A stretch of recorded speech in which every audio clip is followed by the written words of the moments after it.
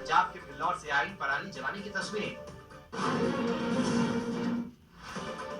पंजाब में किसानों ने किया बड़े प्रदर्शन का ऐलान। 26-27 नवंबर को दिल्ली में करेंगे प्रदर्शन। किसान बोले रास्ते में अगर हरियाणा सरकार ने रोका तो वहीं धरना देंगे। एमपी में शिवराज सरकार की नई पहल, गायों के संरक्षण के लिए बनाई गई गौ कैबिनेट। गृह, राजस्व, ग्रामीण और पंचायत विभाग गौ कैबिनेट में शामिल होंगे। हिमाचल के धर्मशाला में तिब्बत यूथ कांग्रेस ने बाइक रैली निकाली। देश में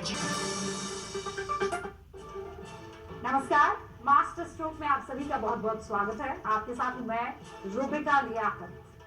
देश के कई राज्यों में कोरोना की दूसरी लहर चल रही है। इनमें सबसे बुरा हाल दिल्ली का है, देश की राजधानी, जहां 2 दिन टेस्ट कम होने की वजह से कोरोना केस कम थे, लेकिन आज फिर ये आंकड़ा 6000 के पार चला गया है। लेकिन मुसीबत दिल्ली के आसपास के राज्यों की भी बढ़ गई है, जैसे हरियाणा, जहां अब जल्दबाजी में स्कूल खोलने का नतीजा क्या हुआ वो सामने आ रहा है। यहाँ के स्कूलों में कई सारे बच्चे कोरोना पॉजिटिव हो गए हैं। अब सवाल ये है कि स्कूल खोलने में इतनी जल्दबाजी क्यों दिखाई गई? ये बात सही है कि बच्चों की पढ़ाई का नुकसान हो रहा है, लेकिन ऐसे हालात में क्या जरूरी है कि आप बच्चों को पढ़ाई करने के लिए भेजें? जान जरूरी है या पढ़ाई जरूरी है?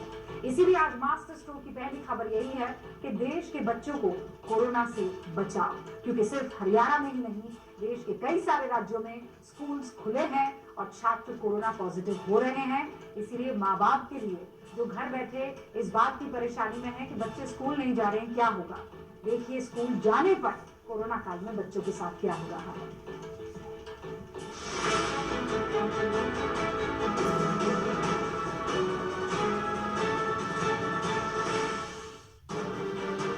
पूरी दुनिया को कोरोना वायरस देने वाले चीन के बच्चों ने 6 महीने पहले से ही स्कूल जाना शुरू कर दिया था,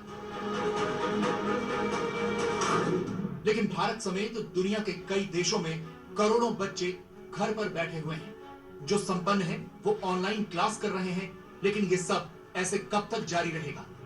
इसीलिए सरकार ने 21 सितंबर से 9वीं से 12वीं तक की कक्षाओं को खोलने का फैसला किया था।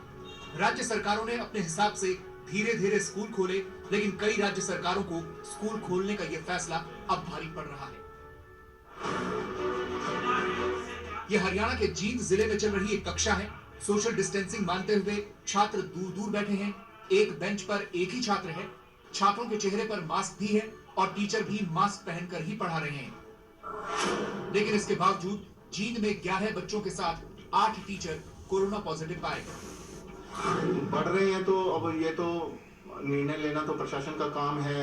हम उनको सूचित जरूर कर देंगे। यही है, बच्चों को बार बार कहा जाता है कि अब अगर आप स्कूल के बाद भी घर में जाते हो तो बाजारों में जाते हो, सैनिटाइज करके जाओ, घर से मास्क लगा के जाओ और क्या कहते हैं डिस्टेंस में रहो थोड़ा बहुत। इससे आपका और पूरे समाज के भला है।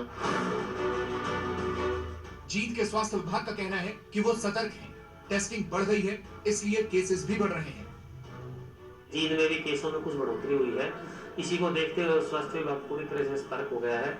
हमने जब से स्कूल खुले, स्कूलों में भी सैंपलिंग शुरू कर दी है, तो बच्चे भी पॉजिटिव आ रहे हैं और टीचर भी पॉजिटिव आ रहे हैं। कल जो है 8 अध्यापक और 11 बच्चे पॉजिटिव आए हैं।